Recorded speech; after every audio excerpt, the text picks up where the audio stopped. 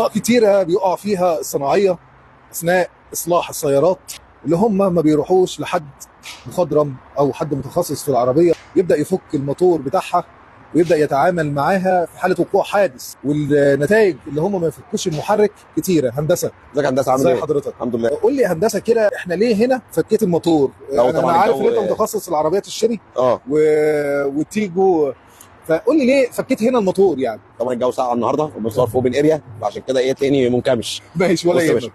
هنا عندنا حاجه اسمها كده بالبلدي الشاسيه مخزن. الشاسيه مخزن مكان وقوع حادث امامي، فبالتالي هنا حصل خبطه فعمل زي تخزينه في الشاسيه، يعني عوجه.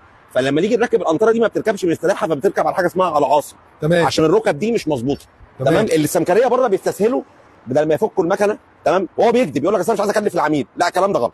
انت تمام. بتعيب العربيه بالمنظر ده. حلو. فانا ابدا افك الموتور ده كله بره العربيه. هو بيبقى مكسل، هو مكسر وعايز يعمل شغلانه في السريع عايز يكسب بسرعه على طول وينجز وبتاع ومشي العربيه. الراجل يجي والعربيه يعني تبقى يبيع، مشيسه. يجي يكشف القى مشيسه، طب مشيسه بقى لان هي مجرد اللي فيها اللي احنا هنعمل شويه زراجين بباريستات ونفتح الكلام ده. بس هي تكلفه برضه على العميل اللي هو يفك المحرك يعني. ما هو استاذ احمد دلوقتي عشان محرك اهو. حادثه مثلا دلوقتي حادثه هتكلف سيان جنيه، لو تمام. بقت جنيه وباريزه فرقت معاك؟ فرقت فرقت في الباريزه. فرقت في الباريس. طب العربيه بقى بكام يا هندسه برضه؟ انا فاهم اللي هو في صح اعاده لازم البيع، يتعمل. في اعاده البيع، ولما يجي نكشف كشف محترم هنلاقي العربيه مشيسه. هتقل صح. من سعرها سعادتك كام؟ هتقل حسب سعر العربيه فوق ال 100 وال 200 الف ده غير جنيه. اعاده البيع يا هندسه. العربيه ذات نفسها هتاكل معاك دالن، هتعرفه في زوايا. مفيش حاجه اصلا هتركب مستريحه، كل حاجه هتبقى بايظة. وهتفضل مزنده والموتور هيفضل مزند ويقعد يصرف قواعد اكتر من ما هو فك المكنه ورجعها تاني. يبقى احنا بننصحهم اللي هم لازم ما يستسهلوش. يفكوا الموتور. لا ما تستسهلش، اعمل الشغلانه كلها بما يرضي الله تمام. وسيبها على الله. طيب يا حبيبي يا هندسه، كتر ألف وربنا خيرك. يستر على الجميع يا شكراً رب. جزيلاً. حبيبي يا هندسه، حبيبي.